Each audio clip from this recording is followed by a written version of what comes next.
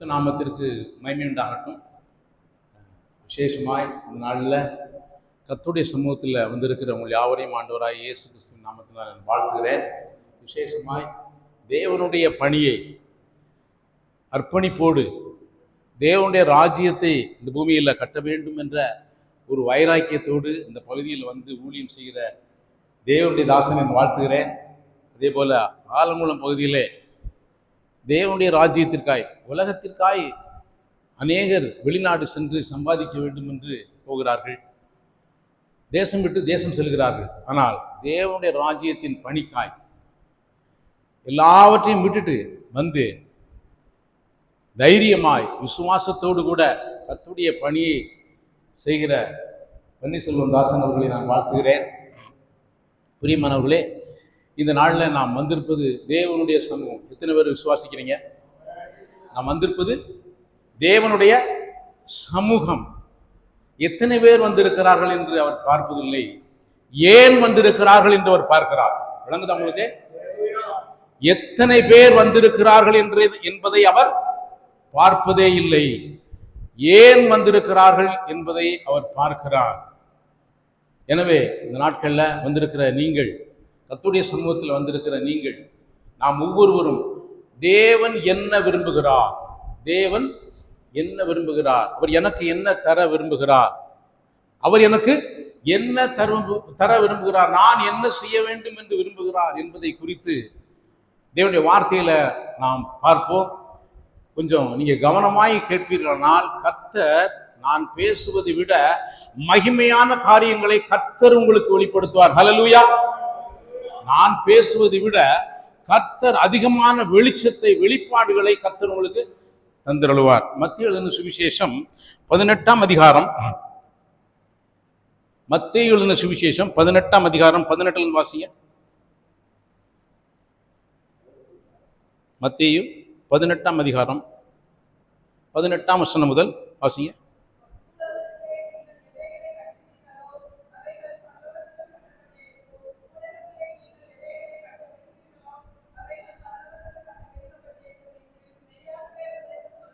ஹல்லேலூயா.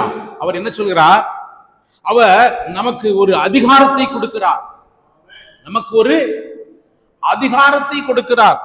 பூலோகத்திலே நீங்கள் எவைகளை கட்டுவீர்களோ அவைகள் பரலோகத்திலும் கட்டப்பட்டிருக்கும், பூலோகத்திலே நீங்கள் எவைகளை கட்டவிழ்ப்பீர்களோ அவைகள் பரலோகத்திலும் கட்டவிழ்க்கப்பட்டிருக்கும் என்று மெய்யாகவே உங்களுக்கு சொல்கிறேன். அப்படியானால் நம்முடைய ஆண்டவர் நம் ஒவ்வொருவருக்கும் அதிகாரத்தை கொடுக்கிறார். என்ன அதிகாரம்? நீ எதை கட்டுவாயோ அது எங்க செய்யப்படும்? பரலோகத்தில் கட்டப்படும். இங்கே எதை கட்டவிழ்க்கிறாயோ அது பரலோகத்தில் என்ன செய்யப்படும்? கட்டவிழ்க்கப்படும். எத்தனை பேர் இதை விசுவாசிக்கிறோம்? அப்படியானால் தேவன் ஒவ்வொருவருக்கும் எதை கொடுக்க விரும்புகிறார்? தனது அதிகாரத்தை. இப்படித்தான் தன்னுடைய பிள்ளைகள், தன்னுடைய சீடர்கள் இருக்க வேண்டும் என்று அவர் விரும்புகிறார். அடுத்த வசனம் படிங்க. அல்லாமலும் உங்களில் 2 பேர் தாங்கள் வேண்டிக் கொள்ள போகிற எந்த காரியத்தை குறித்தாகிலும் பூமியிலே ஒருமனப்பட்டிருந்தால் பரலோகத்தில் இருக்கிற என் பிதாவினால் நீங்கள் ஒருமனப்பட்டிருந்தால், நீங்கள் ஜெபித்தால் என்று சொல்லவில்லை. என்ன செய்யப்படல? நீங்கள் ஜெபிக்க வேண்டும் என்று சொல்லப்படவில்லை. என்ன செய்யணும்? ஒருமனப்பட்டிருந்தால். இப்போ எங்க பார்த்தாலும் ஜெபிப்பாங்க, ஆனா என்ன இருக்காது? ஒரு மனம் இருக்காது. ஒரு மனம் இருக்காது. நீங்க பாருங்க, கணவன் மனைவி ஒரு மனம் இருக்கா? 2 ஊழியக்காரங்கிட்ட ஒரு மனம் இருக்கா? ஆனா ஆண்டவர் எதை விரும்புகிறார்? ஒரு மனதை விரும்புகிறார். விளங்குதா உங்களுக்கு? இங்க இருக்கிறோம்னா நாம எல்லாரும் எப்படி இருக்கணும்? ஒரு மனமா இருக்கணும். கணவன் மனைவியா இருந்தா ஒரு மனமா இருக்கணும், 2 ஊழியர்களா இருந்தா ஒரு மனமா இருக்கணும். எங்க ஒரு மனம் இல்லையோ அங்க ஒன்றுமே வேலை செய்ய முடியாது. பிரியமானவர்களே, எத்தனை பேர் இதை அறிந்திருக்கிறோம்? எத்தனை பேர் இதை ஆண்டவர் இதை விரும்புகிறார் என்பதை நாம் அறிந்திருக்கிறோம். ஜெபிக்கிறோம், நல்லது. உபாசிக்கிறோம், நல்லது. ஆனா ஆண்டவர் விரும்புகிறது ஒரு மனம். இதைத்தான் அவர் விரும்புகிறார். இன்றைக்கு உலகத்துல பாத்தீங்கன்னா வேலைக்கு அப்ளிகேஷன் போட்டோம்னா அங்க அப்ளிகேஷன்ல கேள்வி கேட்டிருந்தா கேள்விக்கு தகுந்த பதில் இருந்தா தான் அவங்க அப்ளிகேஷன் அக்செப்ட் பண்ணுவாங்க, இல்லாட்டா அது ரிஜெக்ட் ஆயிரும். எனவே ஆண்டவர் சொல்கிறார், நீங்கள் பூமியிலே 2 பேர் ஒருமனப்பட்டிருந்தாங்க. நிறைய பேர் இருக்கும். ஆண்டவருடைய பார்வையில் இது ரொம்ப அதிகம், ரொம்ப ரொம்ப அதிகம். புரியுமா? இங்க இருக்கு. நீங்க எல்லாம் நினைக்கலாம் என்ன ஆளே இல்லைன்னு நினைக்கலாம். அப்படி இல்லை. என்னைய பொறுத்தளவுக்கு இது நிறைய இந்த இடத்துல கூடி இருக்குது. இப்ப நிறைய பேர் இருக்குன்னு நான் விசுவாசிக்கிறேன். ஆனா ஆண்டவர் எத்தனை பேர் தான் விரும்புகிறார்? 2 பேரு. 2 பேருக்கு போதுன்றாரு. 2 பேரும் ஒருமனமா இருக்கிறோமா? அதுதான் காரியம். 2 பேர் குடும்பத்துல கணவன் மனைவி எத்தனை பேர் சொல்ல முடியும்? நாங்க இருவரும் ஒருமனமா இருக்கிறோம், 2 பேரும் ஒரே சிந்தையா இருக்கிறோம், எங்களுக்குள்ள எந்த வித்தியாசமும் இல்லை சொல்ல முடியுமா? 2 ஊழியர்கள் சொல்ல முடியுமா? அப்படி ஊழியர்கள் மத்தியிலும் குடும்பத்திலும் 2 பேர் ஒருமனப்பட்டிருந்தால் நீ ஜெபிக்கவே வேண்டாம்னு சொல்றார். நான் உனக்கு தருவேன் என்று, அது பிதாவினால் உங்களுக்கு அருளப்படும் என்று இயேசு சொன்னார். அவர் பொய் சொல்ல மாட்டார். ஆண்டவர் பொய் சொல்ல மாட்டார். அவர் வாக்கு தத்துவத்துல மாற்றவும் மாட்டார். எனவே இங்க முக்கியமான ஆண்டவர் விரும்புகிற ஒரு காரியம் 2 பேர் ஒருமனம். எத்தனை குடும்பங்கள் அந்த ஒருமனம் இருக்கு? அந்த ஒருமனம் என்ன தெரியுமா? ஆண்டவரே உம்முடைய நாம மாத்திரம் என்ன செய்யட்டும், மகிமைப்படட்டும். எங்களுடைய சித்தம் அல்ல, உம்முடைய நாம மாத்திரம் மகிமைப்படட்டும் என்ற சிந்தையோடு கூட நாம் ஒருமனமாயிருக்கும் போது அவர் சொல்கிறார், என் பிதாவினால் அது அவர்களுக்கு உண்டாகும் என்று உங்களுக்கு சொல்கிறேன்.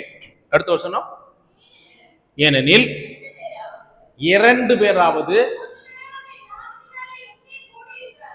எங்க 2 பேராவது. அப்ப அவர் எத்தனை பேர் தான் எதிர்பார்க்கிறாரு? எத்தனை பேர் எதிர்பார்க்கிறாரு? 2 அல்லது 3 பேர். யாருடைய நாமத்தினால? இயேசுவினுடைய நாமத்தினால கூடணும். நல்ல கவனிங்க. அந்த 3 பேர் கூடனா அந்த 3 பேர் அல்லது 2 பேர் இருந்தா யாரு பெரிய ஆளுங்கிற சிந்தை இருக்கக்கூடாது. அந்த 2 பேர் 3 பேர் இருந்தா அங்க யாரு பெரிய ஆளு அப்படிங்கிற சிந்தை இருக்கவே கூடாது. யாருடைய நாமத்தினால்தான்? இயேசுவின் நாமத்தினால் நாம் கூடும்போது இருக்கிறேன். நாம என்ன நினைக்கிறோம்? ஆண்டவரே வாரும் வாரும் சொல்றோம். அப்படித்தானே? அப்படித்தானே சொல்றோம். ஆனா கூடி வரும்போதே அவர் சொல்லுங்க, இப்ப நம்ம மத்தியில் அவர் சத்தமா சொல்லுங்க, அவர் இருக்கிறார். அவர் நம் மத்தியிலே இருக்கிறார். இந்த நிச்சயம் இருக்க வேண்டும். சாதாரணமா நான் பார்த்துருக்கிறேன். நானும் இது மாதிரி கிராமத்தில் பிறந்து வாழ்ந்து வந்தான். சிலருக்கு சாமி ஆடணும்னா இந்து கோயில்களில் பார்த்தீங்கன்னா அவங்கள மேலே வச்சு அடிச்சுக்கிட்டே இருப்பாங்க. அப்போ சாமி வரும் வரும் வரும்பான். என்ன பார்த்துங்களா? ஆனால் வரவே செய்யாது. ரொம்ப நேரம் போட்டு அடிக்கணும். ஆனால் நம்முடைய ஆண்டவர் அப்படி இல்லை. 2 பேர் நீங்கள் ஒரு மனமாயிருந்தால் அவர்கள் மத்தியிலே நான் இருக்கிறேன். பாருங்க, நம்முடைய ஆண்டவர் எப்படிப்பட்டவர் தெரியுமா? ஒரு மனமாய், ஆண்டவரே உம்முடைய நாமம் மகிமைப்படும்படியாய் நாங்கள் இந்த காரியத்தை செய்ய விரும்புகிறோம், இதற்கு நீர் எங்களுக்கு கிருபை தாரும் அப்படின்னு கேட்டா அவர் என்ன செய்கிறார்? அதை கொடுக்கிறார். அப்படிப்பட்ட ஆண்டவர் நம்முடைய தேவன். அப்படிப்பட்ட தேவன் தான் நம்முடைய தகப்பனாய் இருக்கிறார். இந்த நிச்சயத்தோடு கூட நாம் ஒவ்வொரு நாளும் வாழ வேண்டும். கூட்டத்தை அல்ல. அவர் 2 பேர் அல்லது 3 பேர் போதுன்றார். ஆனா நம்மளாம் என்ன எதிர்பார்க்கிறோம்? என்ன எதிர்பார்க்கிறோம்? நிறைய கூட்டம் இருந்தா, பெரிய சபையா இருந்தா ஆஹா அப்படின்னு நினைக்கிறோம். அவர் அப்படி பார்க்கறதில்ல. இயேசு பார்க்கிற வண்ணமாய் நீங்கள் பார்ப்பீர்களானால் நீங்கள் இளைப்பாறுதலாய் இருக்கலாம், சமாதானமாய் இருக்கலாம், நாம் நம்முடைய வாழ்க்கையில நிச்சயமுடையவர்களாக இருக்கலாம். ஏன்னா வேத வசனம் தான் உண்மையை தவிர நாம் பார்க்கிற எதுவுமே உண்மை கிடையாது. எதுவுமே உண்மை கிடையாது. ஆனா வேத வசனம், வானமும் பூமியும் ஒளிந்து போனாலும் என் வார்த்தையோ ஒளிந்து போகாது என்று சொன்னார். பாருங்க, அப்ப இயேசு இப்படி சொல்லுகிறார். 21 படிங்க. வந்து ஆண்டவரே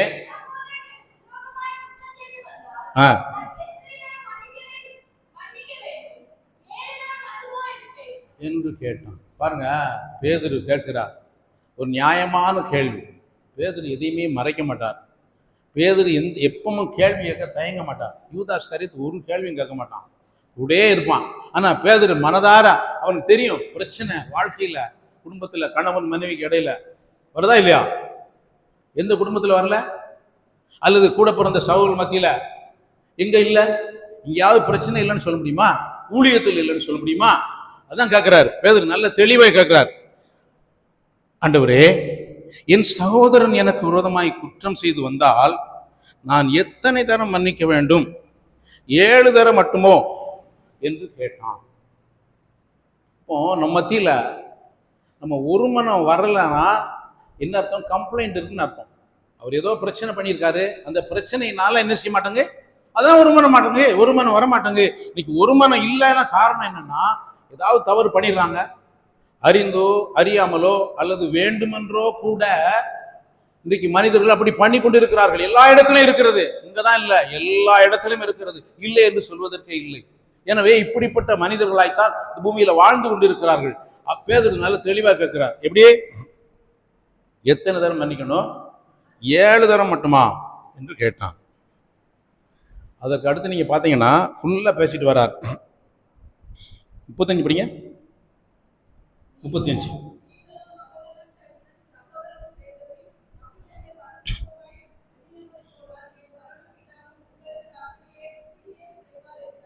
நீங்களும் அவனவன் தந்தன், இப்படி அவனவன் அவனவன் தந்தன், அடுத்தவன் சொல்லல, அவனவன் தந்தன் செய்த தப்பிதங்களை.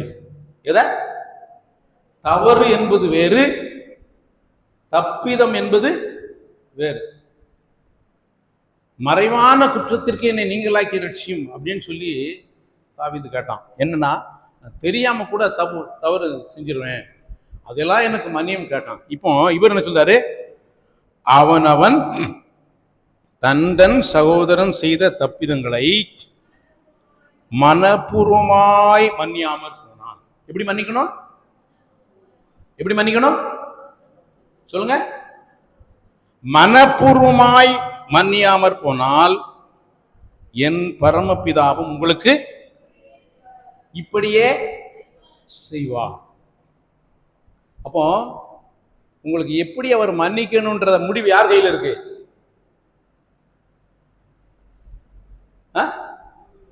எனக்கு அவர் மன்னிக்கணும் அப்படிங்கிற முடிவு யார் கையில் இருக்கு? என் கையில் இருக்கு. சரியா? அப்போ நான் எப்படி மன்னிக்கிறேனோ அப்படியே அவர் எனக்கு மன்னிப்பார். வார்த்தை மாறுமா? ஆண்டவரே நீ மன்னியும் மன்னியும் மன்னியும் மன்னியும் மன்னியும் அப்படின்னு சொல்லிக்கிட்டே இருக்கிறத விட ஒரு நிமிஷம் எந்திரிச்சு நின்று, ஆண்டவரே நான் யாரையாவது மன்னியாம இருக்கேனா? நான் யாரையாவது மனப்பூர்வமாய் மன்னியாமல் இருக்கிறேனா அப்படின்னு நம்மை நாமே கேட்கிறோமா? நம்மை நாமே கேட்கிறோமா? என்றைக்கு நம்மை நாமே கேட்கிறோமோ அன்றைக்கு நமக்கு பெரிய விடுதலை உண்டு. ஆனா நம்ம கேட்கறதெல்லாம் யாரை பற்றி தான் கேட்போம்? மற்றவங்களை பற்றி தான் கேட்போம். ஆண்டவரே நான் யாரையாவது நான் மன்னியாமல் இருக்கிறேனா? அவங்க தெரிஞ்சு செஞ்சாங்களோ தெரியாம செஞ்சாங்களோ வேணும்னு செஞ்சாங்களோ அவங்க எப்படி வேணாலும் செஞ்சிருக்கட்டும், ஆனா நான் என்ன செய்யணும்? என்ன செய்யணும் சொல்லுங்க? எப்படி மன்னிக்கணும்? எப்படி மன்னிக்கணும்? மனப்பூர்வமாய் மன்னிக்கணுமா? நீங்கள் மனப்பூர்வமாய் மன்னிக்கும் போது பிரியமானவர்களே, அவரும் நமக்கு எப்படி மன்னிக்கிறார்? மனப்பூர்வமாய் மன்னிக்கிறார். அப்போ இந்த பாதையில கர்த்தர் எல்லாரையும் நடத்துவார். அதான் இயேசு சொன்னார், பிதாவை சிலுவையில் அறைந்த போது இயேசு எப்படி ஜெபித்தார்? பிதாவே இவர்களை மன்னியும், தாங்கள் செய்கிறது இன்னதென்று அறியாமல் செய்கிறார்கள். அப்படியானால் அவர் மனப்பூர்வமாய் மன்னித்தார். நம்முடைய ஆண்டவர் இயேசு கிறிஸ்து அவரை போல மன்னித்ததில் அந்த உலகத்துல யாருமே இல்லை, தெரியுமா? எனவே அவருடைய பிள்ளைகளாகிய நாம் மற்றவர்களை எப்படி மன்னிக்கணும் சொல்லுங்களேன்? எல்லாரையும் மனப்பூர்வமா மன்னிச்சு அப்படின்னு சொல்லி கையை தூக்குவோம். நான் எல்லாரையும் கையை இப்படி தூக்கணும், இப்படியாவது தூக்கப்படாது, இந்த சுவல்ல ஏண்டப்படாது, இப்படி தூக்கு, இப்படி நான் எல்லாரையும் மனப்பூர்வமாய் மன்னித்து விட்டேன் சொல்ல முடியுமா? எப்படி நம்ம வச்சோம் கூறி விட்டுப்போம்? ஏன் சொன்னது? நான் சொல்லல, இது என்னுடைய கருத்து இல்லை. நான் என்னுடைய வாழ்க்கையில நான் செய்ததை தான் நான் சொல்லுகிறேன். என்னுடைய வாழ்க்கையில ஏன் தெரியுமா? நீதிமொழிகள் 19:11 படிங்க.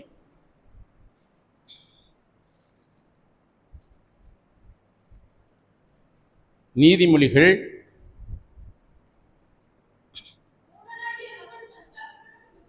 19:11.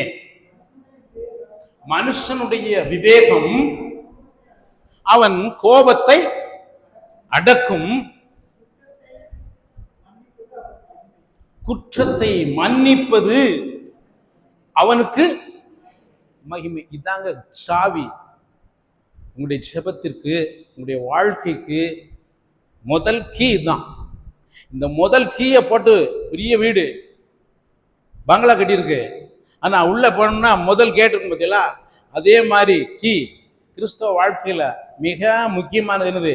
பிறரை மனப்பூர்வமாய் மன்னிப்பது.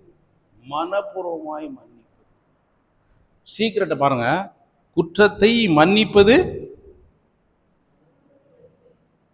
அவனுக்கு. நீங்க மன்னிக்கும் போது உங்களுக்கு என்ன உண்டாகுது? யார் மகிமைப்படுத்துவாங்களா? இயேசு. அப்படி சொல்லும்போது தான் பிதாவே உம்முடைய நாமத்தை மகிமைப்படுத்தும், இன்னமும் மகிமைப்படுத்துவேன் என்ற சத்தம் வந்தது தெரியுமா உங்களுக்கு? எனவே நம்முடைய வாழ்க்கையில் அஸ்திபாரம் நாம் மற்றவர்களை எப்படி மன்னிக்கணும் சொல்லுங்க. எத்தனை பேர் இதை செய்ய விரும்புகிறோம்? சரி, நீங்க மன்னிக்கலாம், அது வேற விஷயம். இன்றைக்கு எத்தனை பேரு ஆண்டவரே நான் மனப்பூர்வமாய் மன்னிக்க விரும்புகிறேன்?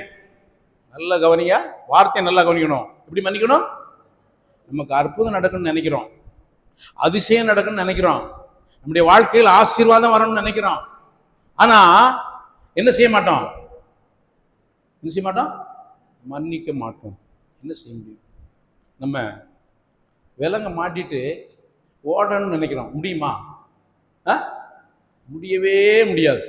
எனவே உங்களுடைய வாழ்க்கையில அடிப்படையான சத்தியம், அடிப்படையான காரியம், யாரையெல்லாம் உங்க வாழ்க்கையில பெரிய துரோகம் பண்ணியிருக்கலாம், பெரிய யூதாசை விட உங்களை யாரும் துரோகம் பண்ணியிருக்க முடியாது. அப்படி துரோகம் பண்ணி இருந்தாலும் நீங்கள் மன்னிக்கும் போது உங்களை உயர்ந்த இடத்துல கொண்டு போய் கர்த்தர் வைப்பார். எத்தனை விசுவாசிக்கிறீங்க? கிறிஸ்தவ வாழ்க்கையின் அஸ்திபாரமே தான். இங்கதான் வந்தாகணும். யாரா இருந்தாலும் சரி, இந்த கேட்டை தாங்கலைன்னா நீங்க எங்கேயும் போய முடியாது, அவர்கிட்ட பக்கத்துல போய முடியாது. அதிசயம் நடக்கும், அற்புதம் நடக்கும், எல்லாம் நடக்கும்.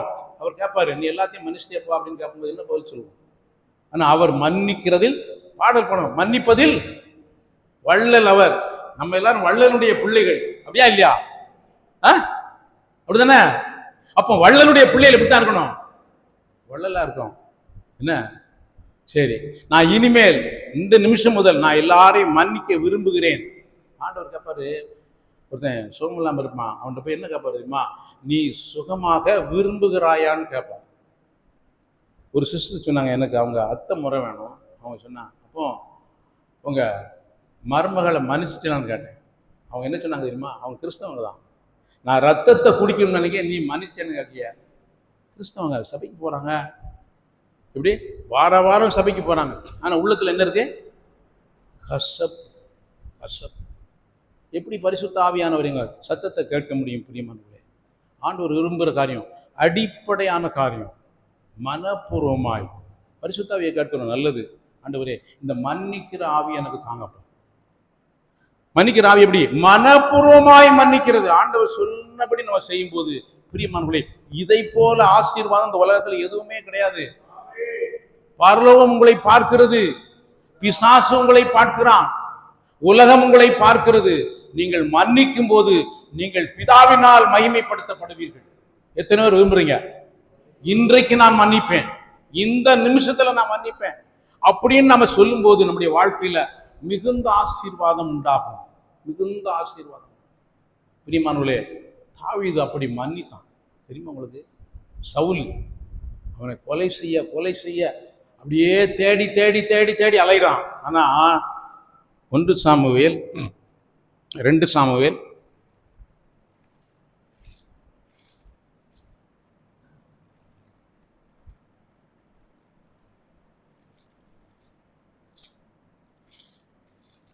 2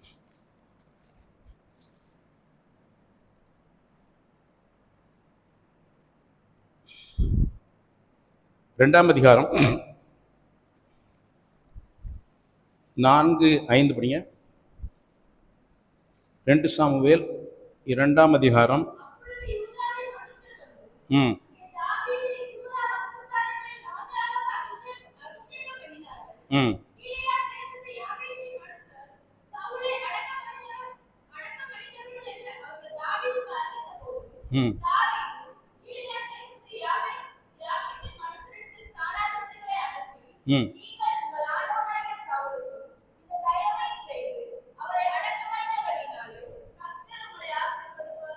கர்த்தர் உங்களை, இந்த சவுலு உயிரோடு இருக்கிற நாளெல்லாம் தாவீதை கொலை பண்ணணும்னே அலைஞ்சான். ஆனா சவுல் ஒரு கட்டத்துல மரித்த போது இந்த தகவல் வருது, அவனை என்னார் கொண்டு போய் அடக்கம் பண்ணாங்க. யாரு? கீலேயாத்து தேசத்து யாபேசின் மனுஷர் சவுலை அடக்கம் பண்ணினார்கள் என்று அவர்கள் தாவீதுக்கு அறிவித்த போது தாவீது என்ன பண்றான்? நம்ம கொல்லணும்னு காலம் பூரா இருந்தானே, அவன் செத்து போயிட்டான். அவன் என்ன செய்யல? சந்தோஷப்படல. என்ன, அவன் அப்படி போட்டு போயிருந்தான், நம்மளாம் என்ன செய்வோம்? எப்பா செத்துட்டான், அவனை ஏன்டா நீங்க அடக்கம் பண்ணிய அப்படின்னு நாரட்டுமே அப்படின்னு நம்ம நினைப்போம். உண்மையா இல்லையா? ஆனா அவன் என்ன செஞ்சான்? நீங்க இதை செய்தபடியினால் எப்படி மெனக்டு இதை அவன் ஸ்பெஷலா செய்யறான் பாருங்க. மெனக்டு ஆளை அனுப்பி, சானாபதிகளை அனுப்பி, நீங்கள் உங்கள் ஆண்டவனாகிய சவுலுக்கு இந்த தயவை செய்து அவரை அடக்கம் பண்ணினபடினாலே கர்த்தர் உங்களை ஆசீர்வதிப்பாராக. கர்த்தர் உங்களை ஆசீர்வதிப்பாராக. அப்ப தாவீதுக்கு அடுத்த வருஷம் படிங்க. கர்த்தர் உங்களை கிருபையும் உண்மையுமாய் நடத்துவாராக.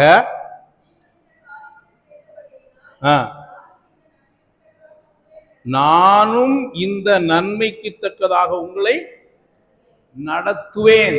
பாருங்க, இதனால ஆண்டவர் அந்த தாவீதின் வம்சத்தில் அவர் பிறந்தாரு. அந்த தாவீதின் வம்சத்துல பிறந்த காரணம் என்னன்னா, தாவீதுக்கு என்ன மனப்பான்மை இருந்துச்சு பாருங்க. எவ்வளவு பெரிய எதிரி, எவ்வளவு நாள் அவனை துயங்காட்டிக்கிட்டே இருந்தான். கர்த்தர் அவன் கையில ஒப்பு கொடுக்கல. ஆனாலும் தாவீதுக்கு இருந்த ஒரு ஆவி இன்னைக்கு நம்மகிட்ட இருக்கா?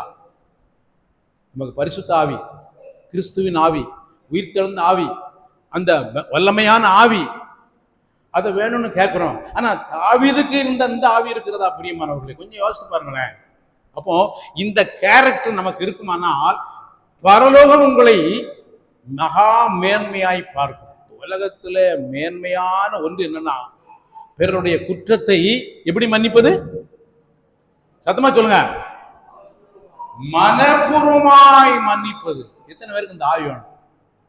இந்த ஆவியை அவர் தரும்போது மற்ற எல்லா காரியங்களையும் கர்த்தர் உங்களோடு நடத்துகிறதை நீங்கள் காண்பீர்கள். இங்கெல்லாம் வஞ்சமும் வன்மையும் ஆனா உள்ள இருக்கும். பேசுறது நல்லா பேசணும், நம்மள மாதிரி வேற பேசவே முடியாது. உள்ள அத்தனையும் வச்சுக்கிட்டு இயல்பா பேசுவோம். ஆனா ஆண்டவர் பார்க்கிறாரே அப்படிங்கிற உணர்வே இல்லாம நினைச்சுவோம். நாம் ஜெபிக்கவும் செய்கிறோம். இதை விட துயரம் வேற என்ன சொல்ல பார்ப்போம். எனவே ஆண்டவர் விரும்புகிறது எல்லாமே மனப்பூர்வமாய் நாம் என்ன செய்யணும்? மன்னிக்கணும். இந்த ஒரு காரியத்தை உங்களுடைய வாழ்நாளில் நீங்க செய்து பாருங்க. கர்த்தர் உங்களோடு பேசுகிற காரியத்தை நீங்கள் அனுதினமும் அனுபவிப்பீர்கள். அனுதினமும் அனுபவிக்க முடியும். நீங்க தேவ சமூகத்திற்கு எளிதாய் செல்ல முடியும். கசப்பு, விரோதம், பகை, மன்னிக்க முடியாத தன்மை இவைகளெல்லாம் இருக்கும்போது நாம் தேவ சமூகத்துல பிரவேசிக்கவே முடியாது. பிரியமானவர்களே, தேவ சமூகத்துல பிரவேசிக்கிறது ரொம்ப கஷ்டம். போராடி ஜெபிக்கணும். அப்போ போராடி ஜெபித்து ஒரு பிரசன்ஸ் உணர்வோம். ஆனா அது நிரந்தரமானதில்லை. ஏன்னா உங்க பிரயாசத்தை பார்த்து கர்த்தர் வழி இல்லாம எப்படியாவது இலக்கம் உள்ளவர் இல்லையா, அதனால அவர் செய்வார். ஆனா அது உண்மையானதல்ல. ஆனா என்றைக்கு நீங்கள் உங்களுடைய இருதயத்தை கர்த்தருக்கு முன்பாக போய், அப்பா நான் மனப்பூர்வமா மன்னிக்கிறேன் ஆண்டவரே, நான் மனப்பூர்வமா மன்னிக்கிறேன், எனக்கு கிருபை தாங்க அப்படின்னு செய்யும் போது நம்முடைய வாழ்க்கையில மிகுந்த ஆசீர்வாதத்தை கர்த்தர் உங்களோடு இருக்கிறதை அநேகர் காணும்படி அவர் செய்வார். அவர் செய்வார். நாம் நீங்க ஒன்றும் கேட்க வேண்டாம். அவர் உங்களுக்கு என்ன தேவையும் செய்வார். இன்னைக்கு இந்த ஒரு காரியத்தை கொஞ்சம் யோசிச்சு பாருங்களேன். ஒரு காரியத்தை ஒவ்வொரு நாளும் ஆண்டவரே நான் யாரையாவது மன்னிக்காமல் இருக்கேனா ஒரு லிஸ்ட் போடுங்க, பேப்பரில் ஒரு நோட்டு போட்டு யாரெல்லாம் மன்னிக்காமல் இருக்கீங்கன்னு எழுதுங்க. ஆண்டவரே இந்த மனுஷனை மன்னிக்க, அல்லது இந்த சகோதரியை மன்னிக்கிறேன் அப்படின்னு நீங்கள் அடிச்சுக்கிட்டே வாங்க. அப்போ ஒரு நாள் வரும்போது பிசாசு உங்களை என்ன செய்ய முடியாது தெரியுமா? குற்றம் சொல்ல முடியாது, உங்கள் ஏரியாவுக்கு வர முடியாது. நீங்கள் பிசாசை கட்டவே வேண்டாம், அவன் ஓடியே போயிடும். பிசாசுக்கு எதிர்த்து நெல்லுங்கள், அப்பொழுது அவன் உங்களை விட்டு ஓடி போவான். அவன் ஓடி போறவன் பிசாசு. பிசாசுக்கு வல்லமே கிடையாது. பிசாசுக்கு என்ன கிடையாது? வல்லமே கிடையாது. அவர் சிலுவையில துரைத்தனங்களையும் அதிகாரங்களையும் உரிந்து கொண்டு வெளியரங்கமான கோலமாக்கி சிலுவையிலே வெற்றி சிறந்தார். அப்படிப்பட்ட ஆண்டவரை நாம் உடையவர்களாக இருப்போமானால் அவருடைய வார்த்தைக்கு நாம் கீழ்ப்படிய வேண்டும். அவருடைய வார்த்தைக்கு நாம் மனப்பூர்வமாய் கீழ்ப்படியணும். நம்முடைய வீட்டில் பிள்ளைகள் கீழ்ப்படிதலை பார்க்குறோம், சாக்லேட் தரோம் அப்படின்னா கீழ்ப்படியும். ஆனால் இதை செய் அப்படின்னு சொன்னாக்க எந்த பிள்ளை மேலே சாக்லேட்டுக்காக கீழ்ப்படித பிள்ளை மேலே உங்களுக்கு அதிகமான அன்பு இருக்குமா? நீங்கள் சொன்ன உடனே கீழ்ப்படுகிற பிள்ளைக்கு மேலே அதிகமான அன்பு இருக்குமா? கொஞ்சம் யோசிச்சு பாருங்க. ரெண்டும் பிள்ளை தான், ஆனால் எந்த பிள்ளை மேலே நீங்கள் பிரியமா இருப்பீங்க? இயல்பாய் கீழ்ப்படுகிற பிள்ளை மேலே நம்ம எப்படி இருப்போம்? பிரியமா இருப்போம். எல்லா பிள்ளையும் நேசிப்போம், ஆனால் அந்த பிள்ளை உங்களுக்கு செல்ல பிள்ளையா இருக்கும். ஏன்னா அவங்க இருதயத்தில் பதிஞ்சிடும். இதே மாதிரி தான் ஆண்டுடைய வார்த்தைக்கு நாம் மனப்பூர்வமாய் கீழ்ப்படியும் போது நாம் அவருக்கு செல்ல பிள்ளைகளாய் இருப்போம். நல்லா புரிந்து கொள்ள வேண்டும்.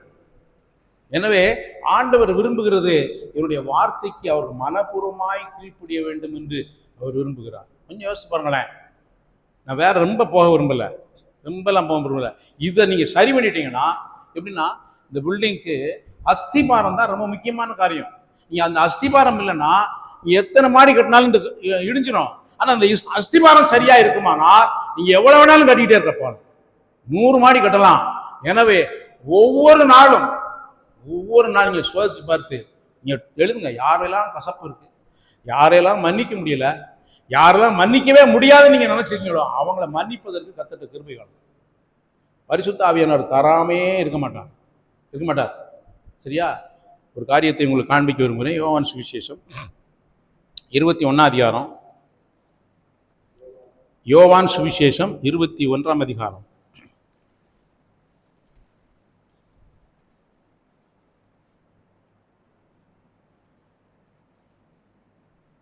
பத்தொன்பது 20 21 22 வரைக்கும் படிங்க.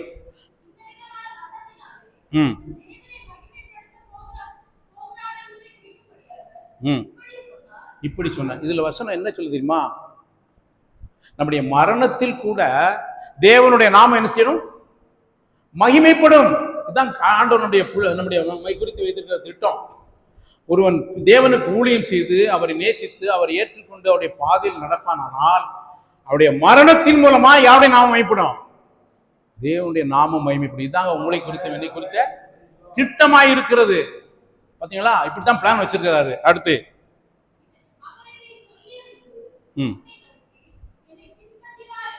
என்னை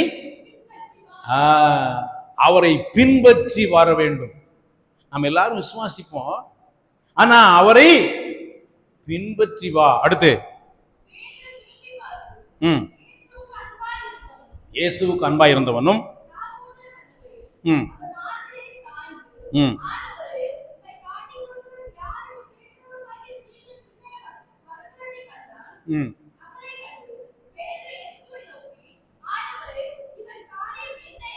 இவன் காரியம் என்ன? இதை கொஞ்சம் பிராக்டிக்கலா திங்க் பண்ணி பார்க்கணும். இயேசு உயிர் திறந்து விட்டார். உயிர் திறந்த பின்பு பேதுருவும் யோவானும் பக்கத்துல போறாங்க. அப்படி போகும்போது பேதுரு கேட்கிறார், இவன் காரியம் என்ன? யாருடைய காரியம்? யோவான் சாக மாட்டேன்னு சொல்லிட்டு இருக்காரு, இவன் காரியம் என்ன அப்படின்னு சொல்லி இயேசுவிடத்துல கேட்கிறார். அப்படி கேட்கும்போது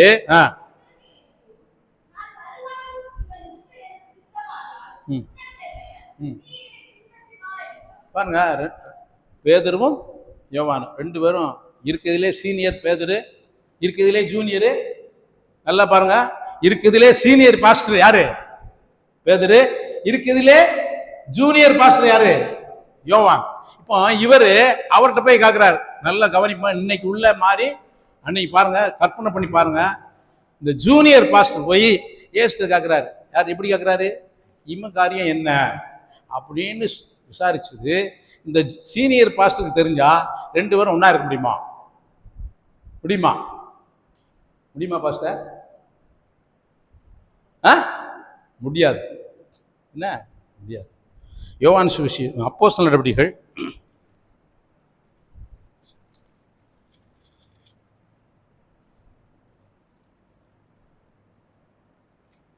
3ஆம் அதிகாரம் 1-2 மணிக்கு. அப்போ ஜெப வேளையாகிய 9ஆம் மணி நேரத்தில் விளங்குச்சா? பேதுருவும் யோவானும் தேவாலயத்திற்கு போனார்கள். ஒன்னா முடிஞ்சா முடியலையா? இருக்குதுலே சீனியரு, இருக்குதுலே ஜூனியரு. ஏற்கனவே அவங்க 2 பேருக்கு என்ன வந்துருச்சு? என்ன வந்துட்டு? இவன் காரியம் என்ன அப்படின்னு சொல்லி இவர் கிராஸ் பண்ணிட்டாரு. இது தெரிஞ்சா 2 பேரும் எப்படி இருக்க மாட்டாங்க? ஒரு மனமாய் இருக்க மாட்டாங்க. இன்னைக்கு பாருங்களேன், குடும்பத்தில் அவரை பத்தி இன்னொருத்தட்ட விசாரிச்சா என்னைய பத்தி எப்படி இன்னொருத்தட்ட நீங்க விசாரிக்கலாம்? ஏன்ட்டே கேட்கலாம்ல? எத்தனை கொஸ்டின் பண்ணுவோம், உண்மையா இல்லையா? ஜெப வேளையாகிய 9ஆம் மணி நேரத்தில் பேதுருவும் யோவானும் தேவாலயத்திற்கு போனார்கள். இப்ப இவங்ககிட்ட என்ன இருந்தது? ஒரு மனம். எங்கிட்ட பிரச்சனையே இல்லை, ஒரு மனம். அப்படி இல்லை, பிரச்சனை இருக்கும் போதும் நாம் மனப்பூர்வமாய் மன்னித்து ஒரு மனமாய் இருக்கிறோம் பார்த்தீங்களா? அதுதான் உண்மையான ஒரு மனம். எங்க 2 பேருக்குள்ள எந்த பிரச்சனையுமே இல்லை, நாங்க ஒரு மனமாய் இருக்கோம் அப்படின்னா அது ஒரு மனமே கிடையாது. ஆனா பிரச்சனை இருக்கும் போதும் அதை மனப்பூர்வமாய் மன்னித்து இயேசு சொன்னது போல ஒரு மனமாய் போகும்போதுதான் அது உண்மையான ஒரு மனமாய் தேவன் கருதுகிறார். நல்ல விளங்கிக் கொள்ள வேண்டும். அடுத்து, அப்பொழுது தன் தாயின் வயிற்றிலிருந்து சம்பானியாய் பிறந்த ஒரு மனுஷனை சுமந்து கொண்டு வந்தார்கள். தேவாலயத்திலே பிரவேசிக்கும் இடத்தில் பிச்சை கேட்கும்படி நாள்தோறும் அவனை அலங்கார வாசலில் இடப்பட்ட தேவாலய வாசலண்டிலே வைப்பார்கள்.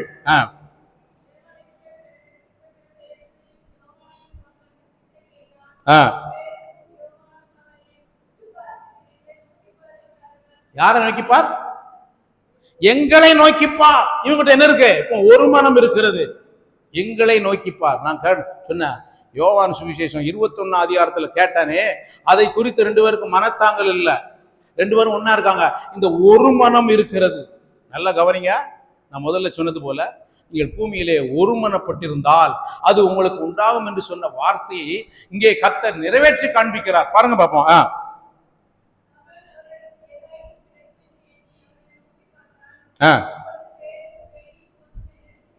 வெள்ளியும் பொன்னும் என்னிடத்தில் இல்லை, எங்களிடத்தில் இல்லை என்று சொல்லவில்லை. எங்களை நோக்கி பார் அப்படின்னு சொன்னாரு. ஆனா இப்ப வெள்ளியும் பொன்னும், ஏன்னா யோவான் நல்ல ஐஸ்வர்யான் வீட்டு பையன். இது உங்களுக்கு அவன் அந்த காலத்துல அவன் இயேசுவை சிறைச்சாலையில பிடிச்சிருக்கும் போது உள்ள போனான், யாருமே போக முடியல. அவன் செல்வாக்கு மிக்கவன், அவன் வசதி உள்ளவன். அதனால்தான் எங்களை நோக்கிப்பார்னு சொல்லிட்டு அவருடைய ஒரு மனம், அவருடைய ஐக்கியம், எங்களை நோக்கிப்பார். அடுத்து, வெள்ளியும் பொன்னும் என்னிடத்தில் இல்லை, என்னிடத்தில் உள்ளதை உனக்கு தருகிறேன். நசரேயனாகிய இயேசு கிறிஸ்துவின் நாமத்தினாலே நீ எழுந்து நட என்று சொல்லி ஜெபம் பண்ணானா? ஜெபம் பண்ணானா? ஜெபமே பண்ணல. ஏசு சொன்னார் பார்த்தீங்களா, நீங்கள் பூமியிலே ஒருமனப்பட்டிருந்தால் அது அவர்களுக்கு உண்டாகும் என்று சொன்ன வார்த்தையை இங்கே நிரூபித்து விட்டார். அந்த ஒரு மனம் ஜெபிக்கவே இல்லை. எழுந்து நட என்று சொல்லி வலதுகையினால் அவனை பிடித்து தூக்கி விட்டான். உடனே அவனுடைய கால்களும் கரடுகளும் பலன் கொண்டது. அவன் குதித்தெழுந்து நின்று நடந்தான். நடந்து குதித்து தேவனை துதித்து கொண்டு அவர்களுடனே கூட தேவாலயத்திற்குள் பிரவேசித்தான். அவன் யாரோட பிரவேசித்தான்? தேவாலயத்துக்குள் பிரவேசித்து தேவனை மகிமைப்படுத்தினான் தவிர பேதுருவை மகிமைப்படுத்தவில்லை. நல்லா கவனிச்சுக்கோங்க. யாரும் மகிமைப்படுத்தல. ஆனா இன்னைக்கெல்லாம் என்ன நடந்துகிட்டு இருக்கு? இன்னைக்கு என்ன நடந்துகிட்டு இருக்கு யோசிச்சு பாருங்க. வேதத்தை அப்படியே படிக்கணும், பரிசுத்த ஆவியானவர்கிட்ட நீங்க கேட்கணும், அப்படியே விளங்கிக் கொள்ள வேண்டும். அப்படியானால் நீங்கள் ஒரு நாளும் இடறி போக மாட்டீர்கள். நீங்கள் இடறி போக மாட்டீங்க. இந்த இடத்துல பேதுரும் யோவானும் ஜெபம் பண்ணாங்களா?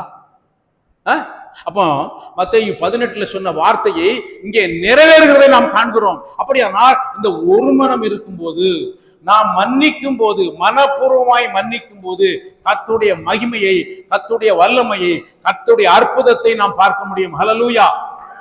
இப்ப என்ன தேவை? என்ன தேவை? ஒரு மனம் இருக்குதா? இன்னைக்கு பாருங்க, செக் பண்ணி பாருங்க, எங்க எல்லாம் இருக்கு, எங்க எல்லாம் இல்லை. அப்படியானால் நமக்கு தேவை கிறிஸ்து என்ன எதிர்பார்க்கிறார். கணவனுக்கும் மனைவிக்கும் இடையில குறிப்பாய் அந்த ஒரு மனதை நாம் காத்துக்கொள்ள வேண்டும். அப்படின்னா குடும்பத்துல பிரிவினை வராது, பிசாசு உள்ள வர முடியாது. அப்போ குடும்பங்கள்ல ஒரு மனம் இருக்கும்போது சபை எப்படி இருக்கும்? மகிமையாய் இருக்கும். சபையில தேவ பிரசன்னம் இருக்கும். அங்கே பகை இல்லை, வைராக்கியம் இல்லை, கோபம் இல்லை, பிரச்சனை இல்லை. சபை கிறிஸ்துவனுடைய தேவனுடைய பார்வையில மிகவும் மகிமையானதா இருக்கும். எனவே பிரியமானவர்களே, ஆண்டவர் விரும்புகிற ஒரு காரியம், 2 பேர் எப்படி இருக்கணும்? எப்படி இருக்கணும்? ஒரு மனமா இருக்கும். 2 கணவன் மனைவி இருந்தா இருக்கணும், 2 ஊழியர்களா இருந்தா இருக்கணும். எங்க போனாலும் சரி, நீ 2 பேரும் ஒரு மனப்பட்டிருக்கும் போது அது எப்படின்னா, ஆண்டவரே உம்முடைய நாமம் மாத்திரம் மகிமைப்படணும். சங்கீதம் 115 1 வாசிங்க.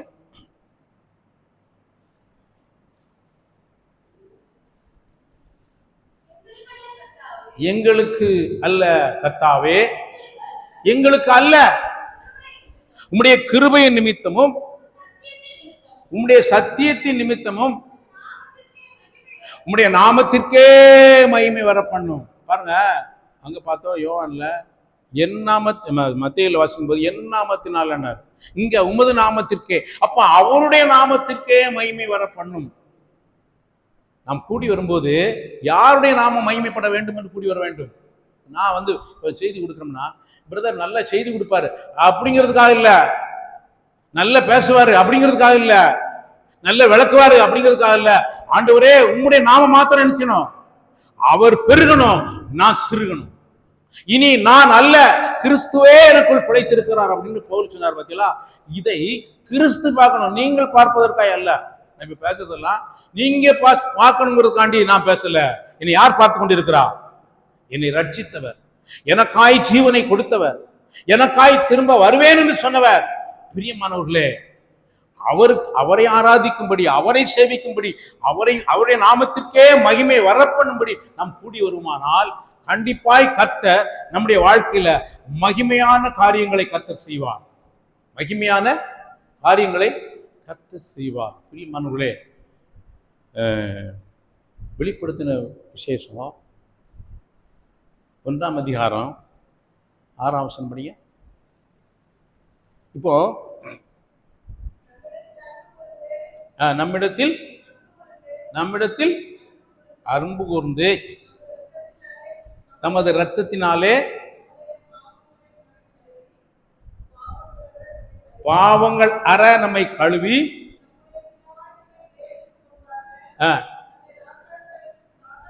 ராஜாக்களும் ஆக்கின. அப்ப நம்மள என்ன பண்ணிருக்காரு? நம்மிடத்தில் அன்பு கூர்ந்து நம்முடைய பாவங்கள் அற என்ன செஞ்சிருக்காரு? கழுவிட்டாரு. அப்போ நாமும் பிறரை எப்படி அவங்களை மன்னிக்கணும்? அன்பு கூர்ந்து, மற்றவர்களை அன்பு கூர்ந்து பாவங்களற கழுவி நம்ம செய்தது போல இதைத்தான் நாம் தேவன் நம்மிடத்தில் விரும்புகிறார். இதை நம்ம செய்ய ரெடியா இருக்குமா? இதை நாம் செய்ய ரெடியா இருக்குமா? நம்ம எவ்வளவு நேரம்னாலும் ஜெபிப்போம், பாடுவோம், துதிப்போம். ஆனா அவர் செய்கிறது, அவர் சொன்னார், என்னை பின்பற்றி வா, என்னை பின்பற்றி வா. பேதுரு கடைசி தான் சொன்னார், என்னை பின்பற்றி வா. அவரை பின்பற்றுவதற்கு எத்தனை பேருக்கு ரெடியா இருக்கும்? ஆண்டவரே, நாம் பாடினோம், ஒரு பாடலை பாடுவோம் தெரியுமா?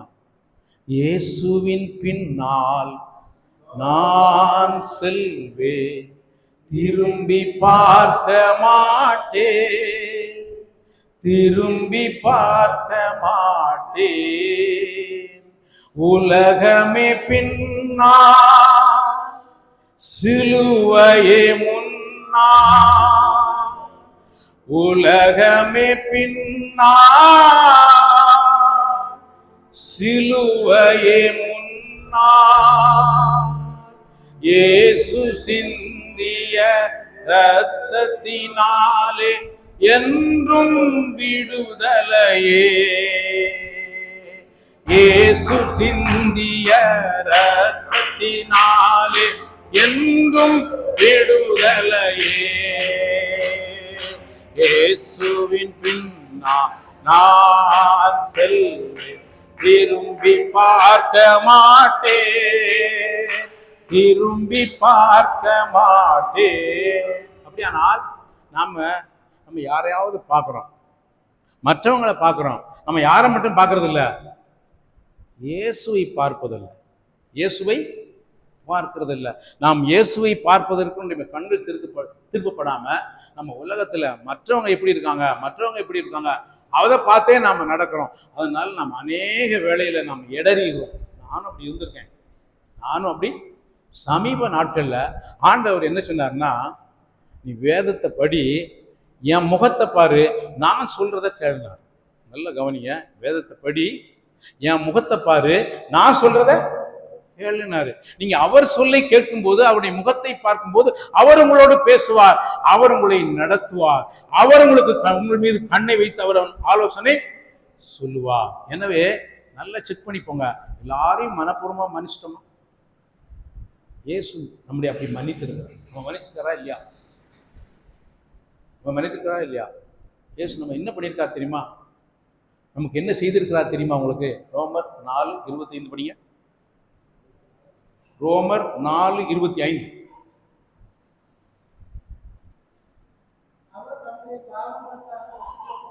அவர் இப்படி படித்தான் நல்லா இருக்கும்னு நான் நினைக்கிறேன். அவர் என்னுடைய பாவங்களுக்காக ஒப்பு கொடுக்கப்பட்டும் நான் நீதிமானாக்கப்படுவதற்காக எழுப்பப்பட்டும் இருக்கிறார். அப்ப இயேசு எதற்காய் மரித்தார், எதற்காக எழுப்பப்பட்டார்? சொல்லுங்க. இயேசு எதற்காய் சிலுவையிலே ஒப்பு கொடுக்கப்பட்டார், எதற்காய் உயிர்த்தெழுந்தார்? அப்போ என் பாவம் எல்லாம் சிலுவையில் அவர்கிட்ட போயிருச்சு, அப்படித்தானே? உண்மையா இல்லையா? விளங்குச்சா விளங்கலையா? அப்போ அவர் உயிர்த்தெழுந்தது நான் என்ன ஆயிட்டேன், என்ன ஆகப்பட்டேன்? அப்ப பிதா உங்களை எப்படி பார்க்கிறார்? அப்படி நீங்க உங்களை பார்க்கிறீங்களா? பிதா உங்களை எப்படி பார்க்கிறார்? எப்படி பார்க்கிறார்? எப்படி சொல்லுங்க, நீங்க அப்படி பார்க்கீங்களா? அப்படி பார்க்கிறோமா? அப்படி பார்க்கிறோமா? சொல்லுங்க. ஆனா நீங்க என்ன எப்படி உங்களை பார்த்துட்டே இருக்கீங்க? பாவி பாவி பாவி. என்றைக்கு பிதா உங்களை பார்ப்பதை போல நீங்கள் பார்க்கிறீர்களோ, உங்கள் வாழ்க்கையில் நிறைய கட்டுகள் தன்னால கலண்டு விடும், நிறைய பிரச்சனைகள் உங்களை விட்டு நீங்கி விடும். யார் பார்ப்பது போல பார்க்க வேண்டும்? பிதா என்னையும் உங்களையும் பார்ப்பது போல. பாருங்க, 5வது அடுத்த அதிகாரம் 1 வசனம் படிங்க. எவ்விதமாக பட்டு பட்டு இருக்கிறபடியால். அப்ப நம்ம எப்படிப்பட்டவர்களா இருக்கிறோம்? பட்டு விட்டோம், அப்படிதான் சொல்லுது. நம்புறோமா? இதை உணர்கிறோமா? இதை நம்புகிறோமா? இதை நாம் உணர்கிறோமா? இதை நீங்க நம்பி உணரும் போது உங்களுடைய வாழ்க்கையில மிக மகிமையான காரியங்களை நீங்கள் அனுபவிப்பீர்கள். நம்முடைய தமிழ்நாட்டின் முதலமைச்சர் யாருங்க? தமிழ்நாட்டின் முதலமைச்சர் யாரு? யாரு தமிழ்நாட்டின் முதல்வர்? யாரு? விஜய். கரெக்ட் தான். அவர் முன்னாடி யாரு? ஆனா இப்ப யாரு? இப்ப நடிகர்னா ஒத்துக்குவீங்களா?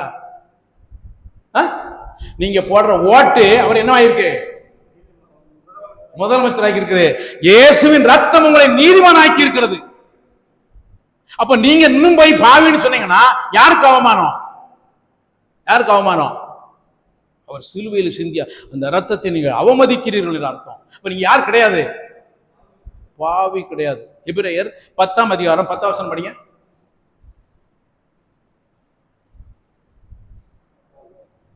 எபிரேயர் 10ஆம் அதிகாரம் 10ஆம் வசனம். இயேசு கிறிஸ்துவின் சரீரம் எத்தனை தரம்? ஒரே தரம் பலியிடப்பட்டதினாலே அந்த சித்தத்தின்படி நாம் பரிசுத்தமாக்கப்பட்டு இருக்கிறோம். அப்ப பிதா உங்களை எப்படி பார்க்கிறார்? எப்படி பார்க்கிறார்? கொஞ்சம் படிங்க. நான் சொல்றது தப்புனா என்ன சொல்லுங்க. பிதா உங்களை எப்படி பார்க்கிறீர்? எப்படி பார்க்கிறார்?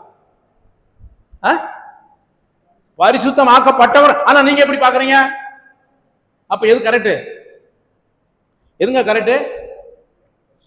அவர் பார்க்கிறபடி நீங்கள் உங்களை பார்க்காவிட்டால் அவர் சிலுவையில மரித்ததே வீண். அப்போ நீங்க என்ன சொல்றீங்க? ஆண்டவரே நீர் சிலுவையில மரிச்சது நாங்க விசுவாசிகள், நீ கடவுள்னு விசுவாசிக்கோம், ஆனா நீர் செய்ததை நாங்க என்ன செய்யல? விசுவாசிக்கல. சரியா? அடுத்த வசனம் படிங்க.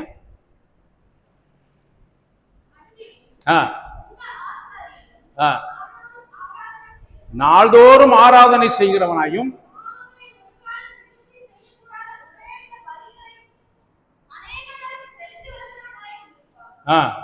அடுத்து இவரோ பாவங்களுக்காக ஒரே பலியை செலுத்தி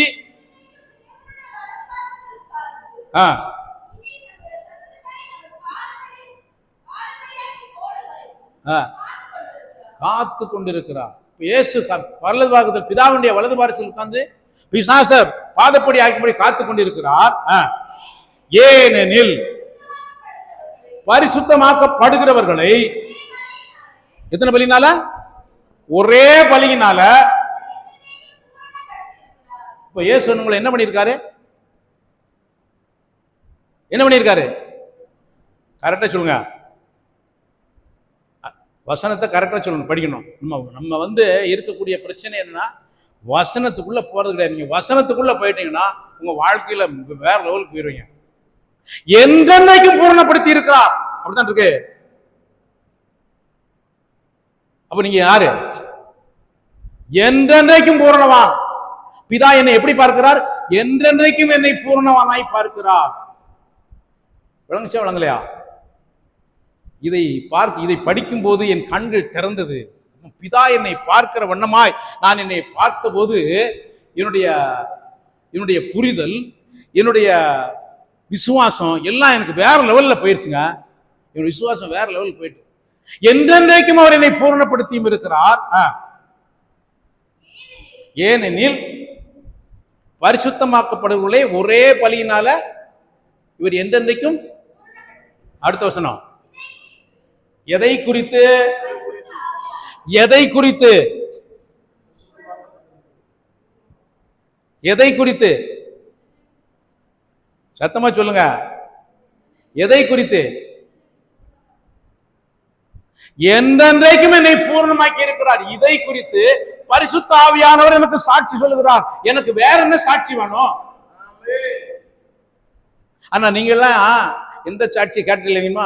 பிசாசு உங்களை பாவின்னு சொல்லுதான். நீங்க இந்த சாட்சியை கேட்கிறீங்களே தவிர பரிசுத்த ஆவியானவர் என்ன சாட்சி சொல்லிருக்காருங்கிறத நீங்க என்ன செய்யல, பார்க்கல. அதனாலதான் ஆண்டவரே என்னை மன்னியும், ஆண்டவரே என்னை கழுவும், ஆண்டவரே என்னை சுத்திகரி ஆண்டவர். அவர் கழுவிட்டாருன்னு சொல்லிட்டாரா இல்லையா? அப்ப நீங்க அதை நம்புறமா? அதை யார் நம்புறாங்களோ அவங்க தாங்க விசுவாசி. உண்மையா இல்லையா? காணப்படுகிற ஒன்றை நீ விசுவாசிக்கணும்னா தேவையில்லை. அதான் மாட்டேன்னா கண்டு விசுவாசிக்கிறவனோட காணாமல் விசுவாசிக்கிறவன் பாக்கியவான். அப்ப நீங்கெல்லாம் யாரு இப்ப சொல்லுவா? அப்பா சத்தமா சொல்லணும். நீங்களாம் யாரு? நீதிமான்கள், அடுத்து பரிசுத்தமாக்கப்பட்டவர்கள், என்றென்றைக்கும் பூரணவான்கள். ஏத்துக்கிட முடியல. என்ன நீ பாவின்னு சொன்னா ஏத்துக்கிடுவான், ஆனா இதை சொன்னா என்ன செய்ய முடியாது? ஏத்துக்கிட முடியாது. ஏன்னா இதை பேசிட்டீங்கன்னா பிசாசம் கொண்டு வர என்ன செய்ய முடியாது? என்ன செய்ய முடியாது? வர முடியாது. அடுத்து என்னன்னா நீங்க பாவம் செய்ய முடியாது. நீங்க பாவம் செய்ய முடியாது. இனிமே நடிக்க போக முடியுமா? முதல்வர் முடியுமா? முடியாது. சம்பளம் இப்போ கம்மி தான், ஆனா கூடுன சம்பளம் தான். ஆனா என்ன செய்ய முடியாது? நடிக்க முடியாது.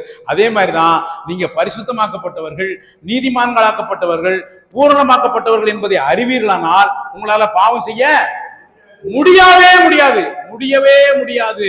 ஏன்னா உங்க ஸ்டாண்டு கிறிஸ்துவுக்குள் நீங்கள் யார் என்பதை புரிந்து கொண்டீர்கள். அப்படியானா பிசாசு கொண்டு வரமாட்டான். இவன் யார சரி இன்னொன்னு கேட்க, இனிமே யாராவது வந்து சீமை போய் நீங்க போய் நீங்க படத்துல நடிக்குவாங்க, முந்தி 1000 கோடி வாங்கின இப்போ 2000 கோடி தரணும், ஏன்னா போனா இவனா நான் முதல் போடுதேன் உங்களுக்கு பணம் தாரேன் அப்படின்னு போனா போக மாட்டான். ஏன் போக மாட்டான்? அவர் சிஎம் ஆயிட்டாரு. இதே மாதிரி தான் நீங்க பரிசுத்தமாக்கப்பட்டவன், பூரணமாக்கப்பட்டவன், பரிபூர்ணமாக்கப்பட்டவன் நீங்க பிசாசு சொல்லணும், அடுத்து உங்க ஆத்துமாட்ட சொல்லணும், அடுத்து அவருக்கு நன்றி சொல்லணும். இந்த 3 காரியத்தை நீங்க செஞ்சிட்டீங்கன்னா பிசாசு உங்கள்கிட்ட என்ன செய்ய மாட்டான், வரமாட்டான். அப்போ சுத்த காம்பவுண்ட் போட்டாச்சுன்னா உள்ள யாராவது வர முடியுமா? நீ காம்பவுண்ட் போட்டா நாய் நரி நாயெல்லாம் வந்து எப்படி மோண்ட் போட்டு போயிடும். என்ன அப்படியா இல்லையா? நீங்க தினம் அள்ளணும், ஆனா காம்பவுண்ட் போட்டா ஒன்றும் செய்ய வேண்டாம். அதே மாதிரி தான் உங்களை சுற்றி கர்த்தர் வைத்திருக்கிற இந்த வேலையை நீங்கள் போட்டு விட்டீர்களானால் பிசாசு உங்க பகுதிக்கு வர முடியாது, உங்களுடைய இருதயத்தை தொட முடியாது, உங்களுடைய ஆத்மாவை தொட முடியாது. பிரியமானவர்களே, அதுதான் இயேசு சொன்னார், சத்தியத்தையும் அறிவீர்கள், சத்தியம் உங்களை. சத்தியம் என்ன? வசனமே சத்தியம். அடுத்து உண்மையை அறிந்து கொண்டால் அந்த உண்மை உங்களை விடுதலையாக்கி விடும். சூரியன் எங்க ஒதுக்கி? சூரியன் எங்க ஒதுக்கி? சூரியன் எங்க ஒதுக்கி சொல்லுங்க. என்னங்க ரொம்ப யோசிக்கல? என்ன சிஸ்டர், சூரியன் எங்க ஒதுக்கி? எங்க சொல்லுங்க. இதுக்கு ஏதாவது தப்பா சொல்லிட்டா? சூரியன் எங்க ஒதுக்கி? போர் அடிக்கா? சூரியன் எங்க ஒதுக்கி? என்ன சொல்ல மாட்டீங்க? கிழக்கு ஒதுக்கி. சரி, கிழக்கு ஒதுக்கி. உண்மையா தானே?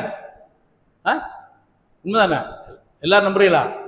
சரி, கிழக்கு ஒதுக்கி சூரியன். பூமி சுத்தா சூரியன் சுத்தா?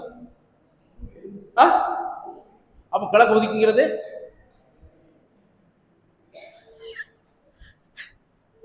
அப்ப கிழக்கு சூரியன் ஒதுக்குங்கிறது பொய்யான உண்மை. பூமி சுத்துறது தெரியல, அது வர மாதிரி தெரியுது. அப்ப எது உண்மை? எது உண்மை? சூரியன் அப்படியே இருக்கு, பூமி சுத்துது, இதுதான் உண்மை. ஆனா அந்த உண்மை தெரியுதா? இதே மாதிரி தான் நீங்கள் பரிசுத்தமாக்கப்பட்டு இருக்கிறீர்கள், இந்த உண்மை உங்களுக்கு என்ன செய்யல, தெரியல. நீங்க கிழக்கு உதிச்சு மேக்க மறையிற மாதிரி பார்த்துக்கிட்டு இருக்க மாதிரியே ஒவ்வொரு நாள் நான் பாவத்தை அறிக்கை செஞ்சு நீதிமான் ஆகும் நீங்க நினைச்சுக்கிட்டு இருக்கியா. ஆனா எந்தைக்கு இந்த உண்மையை நீங்கள் புரிந்து கொள்கிறீர்களோ அன்னைக்கு உங்க வாழ்க்கையில் என்ன உண்டாயிரும், பெரிய விடுதலை உண்டாகும். இப்போ பிதா உங்களை எப்படி பார்க்கிறார், பரிசுத்த ஆவியானவர் எப்படி சாட்சி சொல்கிறார், இதை குறித்து என்றென்றைக்கும் பூரணமாக்கப்பட்டதை குறித்து பரிசுத்த ஆவியானவர் சாட்சி சொல்கிறார். இந்த சாட்சியை நீங்கள் விசுவாசிக்கும் போது உங்க வாழ்க்கையில பெரிய ஒரு விடுதலையை நீங்கள் அனுபவிப்பீர்கள். அதுக்கடுத்து ரோமர் 6:14 படிங்க. ரோமர் 6ஆம் அதிகாரம் 14ஆம் வசனம்.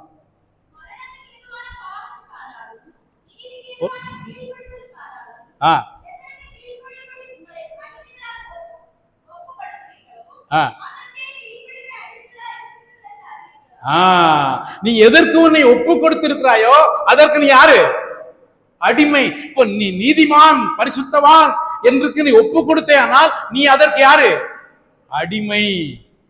அப்போ நீங்க யாரா வாழ்வீங்க? அப்ப நீங்க யாரா வாழ்வீங்க சொல்லுங்க. பரிசுத்தவான் என்று ஒப்பு கொடுத்தீர்களானால் நீங்கள் அதற்கு உங்களை அடிமையா ஒப்பு கொடுத்து விட்டீர்கள். உங்க வாழ்க்கை யாரா இருக்கும்? அப்படிதான் இருந்து ஆகணும், அப்படிதான் இருந்து ஆகணும் பிரியமானவர்களே. எனவே இதை நீங்கள் அறிந்து கொள்ளக்கூடாதபடி பிசாசானவன் வசனத்தை படிக்க விடாதபடி பண்ணிட்டான். இதை படிக்க விடாதபடி, வசனத்தை படிக்க விடாதபடி. அந்த பத்திரம் யாருக்கு இருக்கு, எந்த ஏரியா ஒருத்தனுக்கு இருந்துச்சு சொன்னா, எனக்கு எவ்வளவு இடம் இருக்குன்னு எதுல இருக்கும், பத்திரத்தில் இருக்கும். பத்திரத்தை படிச்சா எவ்வளவு இடம் இருக்குன்னு தெரியும், பத்திரத்தை படிக்கலன்னா தெரியாது. இதே மாதிரி தான் நம்ம வசனத்தை படிக்கிறது கிடையாது. இங்கேயாவது அற்புதம் நடக்கா அதிசயம் நடக்கான்னு ஓடிட்டே இருக்கும். ஆனா வசனத்தை படிச்சீங்கன்னா உங்களுக்கு இருக்க சொத்து உங்களுக்கு தெரிஞ்சிடும். பிசாசு ஓடியே போயிடுவான். நீங்க வெற்றி உள்ள ஒரு வாழ்க்கை என்ன செய்ய முடியும், வாழ முடியும். ஜெயமுள்ள ஒரு வாழ்க்கை வாழ முடியும்.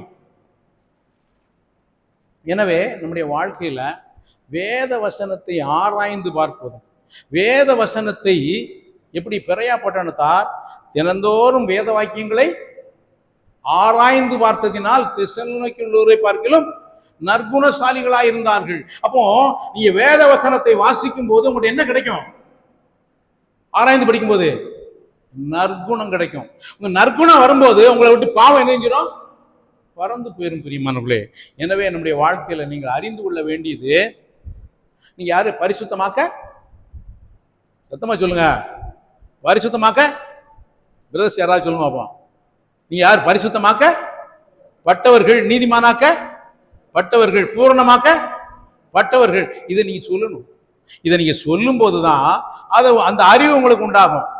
அந்த அறிவு இல்லைன்னு வைங்க, நீங்க பாவினே உணர்வீங்க. நீங்க இப்ப எதைத்தான் செய்வீங்க? பாவத்தான் செய்வீங்க. ஆனா என்னைக்கு நான் நீதிமான், பரிசுத்தமாக்கப்பட்டவன் என்பதை புரிந்து கொண்டீர்களோ அன்றைக்கு நீங்கள் பிசாசுக்கு எதிர்த்து நிற்பீர்கள். அப்பொழுது அவன் உங்களை விட்டு ஓடி போவான். அப்ப அவனுக்கு என்ன கிடையாது? வல்லமை கிடையாது. நீங்க அவரை துரத்த முடியும். தேவனுடைய வார்த்தையினால நான் பிசாசுகளை துரத்துகிறேன் என்று இயேசு சொன்னார். எனவே நம்முடைய வாழ்க்கையில இதை நாம் அறிந்து கொள்ள வேண்டும். எபிரேயருக்கு இருந்திருப்போம் 9ஆம் அதிகாரம், எபிரேயர் 9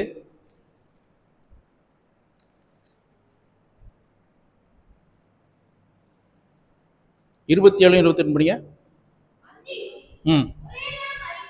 ஒரே தரம் மரிப்பதும்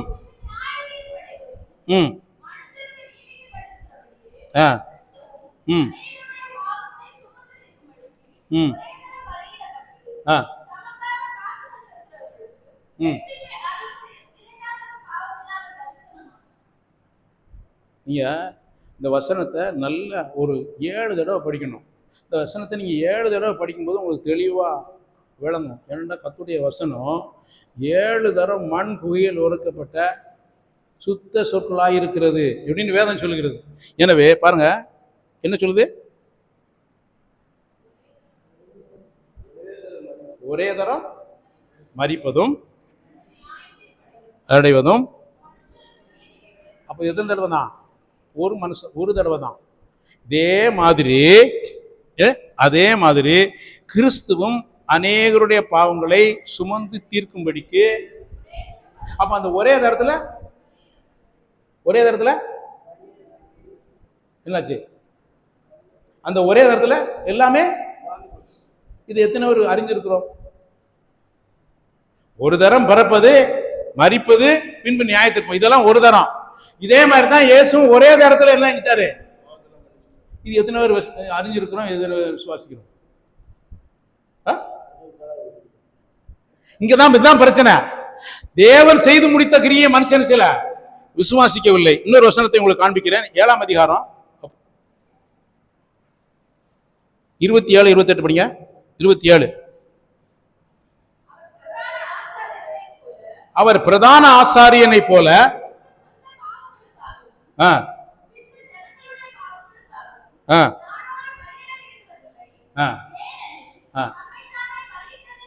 தம்மை தாமே பலியிட்டதினாலே ஒரே தரம் செய்து எத்தனை பேருக்கு வழங்கி இருக்குது? அப்ப ஒரே தடையில அவர் சிலுவையில நம்முடைய எல்லா பாவத்தையும் சுமந்து தீர்த்து விட்டார். அப்ப நீங்க யாரு கிடையாது? யாரு கிடையாது? பாவி கிடையவே கிடையாது. இதை அறிவிக்கிறதா சுவிசேஷம். இதை அறிவிக்கிறதா என்னது? சுவிசேஷம். பூரண சுவிசேஷ பெந்தேகோஸ்தே சபை அப்படின்னு நம்ம பேர் வச்சிருக்கோம். அப்ப நம்ம பூரணமாய் நீதிமானாக்கப்பட்டிருக்கிறத அறிவிக்கிறோமா? இதை நீங்க அறிவிக்கும் போது உண்மையாகவே அவர் சொல்லுவார், பரலோகம் சொல்லும், பூரண நீ யாரு? பூரணவான் அப்படின்னு அதை சொல்லும் போதுதான், இதை விசுவாசிக்கும் போதுதான் பிரியமானவர்களே. இது 1 கொரிந்தியர் 15ஆம் அதிகாரம் 1 முதல் 4 வரைக்கும் வாசிங்க. நான் சொல்லுகிற வசனங்களை நீங்க குறித்து வைத்து நீங்க அதை ஆராய்ந்து பாருங்கள். 1 கொரிந்தியர் 15ஆம் அதிகாரம்.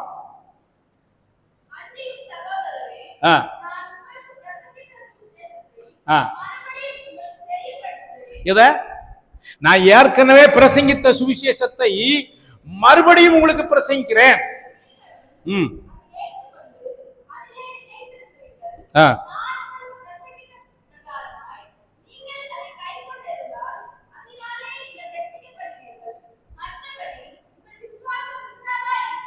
பாருங்க. அப்ப என்ன அர்த்தம்?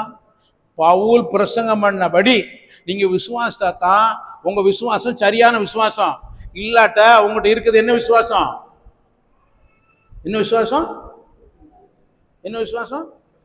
அப்படி இல்லை. அந்த வசனத்தை பாருங்க. உங்கள் விசுவாசம், உங்கள் விசுவாசம் அப்போ விருதாவான ஒரு விசுவாசம் இருக்கு. அப்போ உங்கள்கிட்ட இருக்கக்கூடிய விசுவாசம் உண்மையிலே விசுவாசமா அல்லது விருதாவான விசுவாசமா அப்படின்னு என்னையா பார்த்துருக்கோமா? அடுத்து வாசிங்க.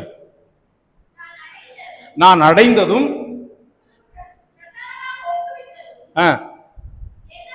என்னவென்றால் கிறிஸ்துவானவர்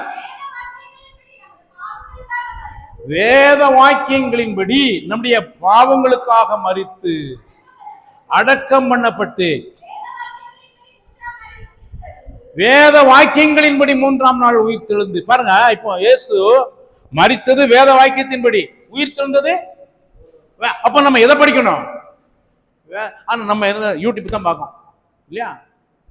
யூடியூப் தான் பார்க்கும்போது வேத வாக்கியத்தை படிக்கதே கிடையாது. பவுல் காலத்துல யூடியூப் இருந்துச்சா? இல்ல. அவங்க எதைத்தான் படிச்சாங்க? வேதத்தை தான் படிச்சாங்க. இன்னைக்கு வேதத்தை பார்க்கறதுல ஜனங்கள் மனமே இல்லை, கண்கள்லாம் இழுக்கப்பட்டு போயிடுச்சு யூடியூப்பை பார்த்து. ஆனா என்றைக்கும் உடைய கண்கள் வேத வாக்கியம் என்ன சொல்லுகிறது என்பதை நீங்கள் தேடி வாசிக்கிறீர்களோ அன்றைக்கு பிரியமானவர்களுடைய நம்முடைய வாழ்க்கையில பெரிய மாற்றம் உண்டாகும். வேதத்தில் எப்படி படிக்கணும் தெரியுமா? வேதத்தை படிக்கிறதுக்கு முறைய வேதத்திலே சொல்லியிருக்கு. எப்படி படிக்கணும்னா ஏசாயா 34:16 படிங்க. வேதத்தை எப்படி படிக்கணும்னு சொல்லியிருக்கு. 16 கர்த்தருடைய புஸ்தகத்திலே தேடி வாசியுங்கள், ஒன்றும் குறையாது.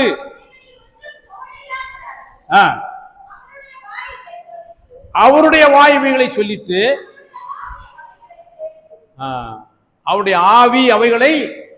அப்ப எப்படி படிக்கணும்? எதுக்கு தேடி வாசிக்கணும்? எதற்காக தேடி வாசிக்க வேண்டும் சொல்லுங்க. அதுல தான் இருக்கு விட, அதுல தான் விட இருக்கு. ஜோடியை கண்டுபிடிக்கும்படியா, ஜோடியை கண்டுபிடிக்கும்படியாய் நீங்கள் தேடி வாசிக்கும் போது உங்களுடைய வாழ்க்கையிலே, உலகத்துல மாப்பிள்ளைக்கு தகுந்த பொண்ணை தேடுறோம், ஜோடியை தேடுறோம் இல்லையா? பெண்ணுக்கு தகுந்த ஜோடியை தேடுறோம். ஆனா வசனத்துல தேடுதமா இருக்கு. தேடி வாசிங்க, ஒன்றும் ஜோடி இல்லாதிராது. நம்ம அப்படி வாசிக்கிறோமா பிரியமானவர்களே? நீங்க அப்படி வாசிக்கும் போது உங்க வாழ்க்கையில பெரிய மாற்றம் உண்டாகும். சரி, நான் இப்ப எல்லாரும் பேசியிருக்கிறேன். உங்களை குறித்து உங்களுக்கு ஒரு அறிவு வந்திருக்க வேண்டும். நீங்க யாரு கிடையாது? யாரு கிடையாது? யாரு கிடையாது? பாவி கிடையாது. அப்ப நீங்கள் யார்? சத்தமா சொல்லுங்க. பரிசுத்தமாக்கப்பட்டவன், நீதிமானாக்கப்பட்டவன், பரிபூர்ணமாக்கப்பட்டவன். பிதா இப்படி என்னை பார்க்கிறாரே என்பதை நீங்கள் அறிந்து கொள்ளும் போது உங்களுடைய வாழ்க்கை எப்படி இருக்கும்? உங்களுடைய நடக்கை எப்படி இருக்கும்? உங்களுடைய சிந்தை எப்படி இருக்கும்? உங்களுடைய பார்வை எப்படி இருக்கும்? அப்ப இது எல்லாமே என்ன செய்யும்? மாறும் பிரியமானவர்களே.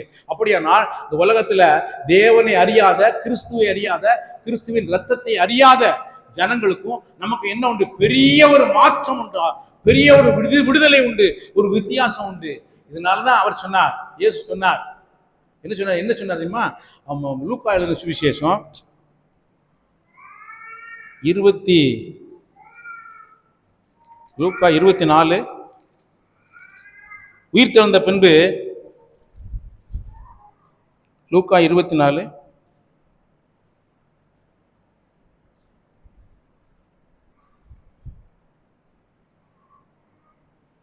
25 படிங்க.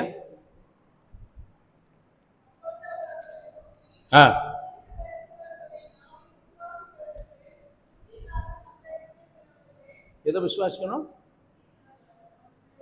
தீர்க்கதரிசிகள் சொன்ன யாவையும் விசுவாசிக்கிறதற்கு புத்தி இல்லாத. அப்போ வேதம் எதை இயேசு என்ன சொன்னார்னா, வசனம் சொல்லுகிறதை நாம் என்ன செய்யணும்? விசுவாசிக்கணும். அதைத்தான் விசுவாசிக்கணும். அடுத்து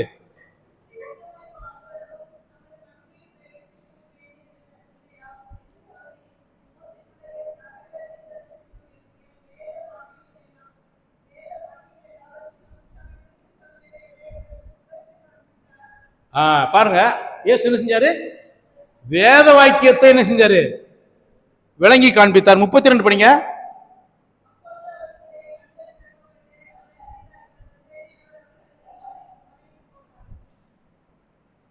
அப்பொழுது அவர்கள் ஒருவரையொருவர் நோக்கி, வழியிலே அவர் நம்முடனே பேசி வேத வாக்கியங்களை நமக்கு விளங்க காட்டின போது, அப்போ வேத வாக்கியங்களை விளங்க காட்டும் போதுதான் நம்முடைய இருதயம் என்ன செய்யும்? கொழுந்து விட்டு எரியும். ஆனா அதுக்கு முன்னாடி ஒன்று சம்பவம் நடந்திருக்கு. என்னன்னு பாத்தீங்கன்னா, 30 படிங்க.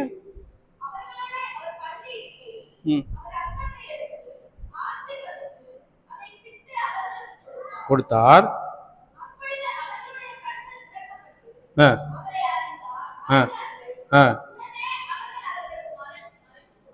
பாருங்க, சாப்பாடை பிட்டு கொடுத்தாரு, அப்பத்தை பிட்டு கொடுத்தாரு. அதனால அவங்க இருதயம் என்ன செய்யல? கொழுந்து விட்டு எரியல. அவங்க இருதயம் எப்போ கொழுந்து விட்டு எரிந்தது? வேத வாக்கியங்களை விளங்க காட்டின போது. இன்றைக்கும் வேத வாக்கியம் நம்மை குறித்து என்ன சொல்லுகிறது என்பதை நீங்கள் விளங்கும் போதுதான் உங்க இருதயம் என்ன செய்யும்? கொழுந்து விட்டு எரியும். இந்த வசனங்களை நான் படித்த போது ஆவியானவர் எனக்கு காண்பித்தார். நீ யாரு கிடையாது? பாவியே கிடையாது. நீ யாரு கிடையாது? தாயில வயிற்றுல பிறக்கும் போதெல்லாம் பாவியா பிறக்கும். ஆனா இயேசுவின் ரத்தத்தை என்றைக்கு விசுவாசிக்குமோ அன்றைக்கு நாம் யாராய் மாறிவிட்டோம்? நீதிமானாய் மாறிவிட்டோம், பரிசுத்தவனாய் மாறிவிட்டோம், பூரணமாய் மாறிவிட்டோம். இது எப்படி மாறிட்டோம்னா, அவர் நம்மை எப்படி பார்க்கிறார்? யார் நம்ம அப்படி பார்க்கிறாரு? பிதா நம்மை எப்படி பார்க்கிறார்? பரிசுத்த ஆவியானவர் சாட்சி கொடுக்கிறார். இயேசு அப்படி நம்ம. இதை விசுவாசிக்காதவங்க யாரு? சொல்லுங்க பாப்போம். இதை விசுவாசிக்கிறவங்க யாரு? இதை விசுவாசிக்காதவங்க யாரு? சொல்லுங்க பாப்போம். இதை விசுவாசிக்கிறவங்க யாரு? இதை விசுவாசிக்காதவங்க யாரு? நான் முடிவு பண்ணிட்டேன், இதை விசுவாசிக்கிறவன் விசுவாசி, இதை விசுவாசிக்காதவன் அவிசுவாசி. சரியா? நீ கிறிஸ்தவனா இருக்கலாம், நீ யார்தான்? அவிசுவாசி. எனவே நீங்கள் விசுவாசியா, நீங்கள் அவிசுவாசியா? எனக்கு யோசிச்சு பாருங்க. ஒரு நிமிஷம் நாம் யாரும் எழுந்து நிற்போம்.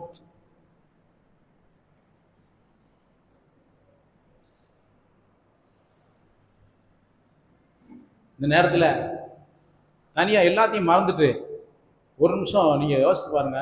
கல்வாரி சிலுவையில் அவர் நம்முடைய பாவங்கள், சாபங்கள் எல்லாவற்றையும் ஏற்றுக்கொண்டு அவர் மரித்து விட்டார். அவர் 3ஆம் நாள் உயிர்த்து வந்து நம்மை நீதிமானாக்கி விட்டார். எபிரேயர் 10:10 சொல்லுது, இயேசு கிறிஸ்துவின் சரீரம் ஒரே தரம் பலியிடப்பட்டதினாலே அந்த சித்தத்திலே நாம் பரிசுத்தமாக்கப்பட்டிருக்கிறோம். இப்போ அவர் நம்மை பரிசுத்தமாக்கி இருக்கிறார். ரோமர் 4:25 சொல்லுது, நாம் நீதிமானாக்கப்படும்படி அவர் உயிர்த்தெழுந்தார். எனவே நாம் நீதிமானாக்கப்பட்டிருக்கிறோம். பரிசுத்தமாக்கி நீதிமானாக்கி இப்போ அவர் கேட்கிறார், நீ எல்லாரையும் மனுஷியா? நான் உன்னைய மனுஷனேன் மாத்திரம் இல்லை, உன்னை கழுவி பிதாவாகிய தேவனுக்கு முன்பாக உன்னை ராஜாவும் ஆசாரியனும் ஆக்கியிருக்கிறேன். நான் இப்படித்தான் உன்னை பார்க்கிறேன்.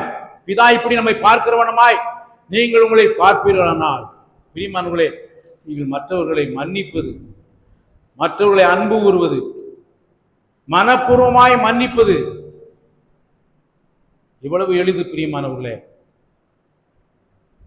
இவ்வளவு செய்து விட்டு தான் ஆண்டவர் காக்கிறாரு. இவ்வளவு நான் உனக்கு செஞ்சிருக்கிறபடினால் நீ மற்றவர்களை மனப்பூர்வமா மன்னி. 2 பேரும் ஒரு மனமா இருங்க. ஒரு மனமா இருக்கும்போது நான் அங்க இருக்கிறேன். எப்படி பேதுரும் யோவானும் ஒரு மனமாய் தேவாலயத்துக்கு போகும்போது 40 வயசுக்கு மேல அவன் 40 வருஷமா கால்கள் விளங்காதவனா இருந்தவனே அவங்க ஜெபிக்காமலே தூக்கி விட்டாங்களே. நடந்து தேவனை மகிமைப்படுத்தி தேவாலயத்துக்குள்ள போய் தேவனை துதித்தான்னு நாம் வாசித்தோம். எனவே நம்முடைய வாழ்க்கையில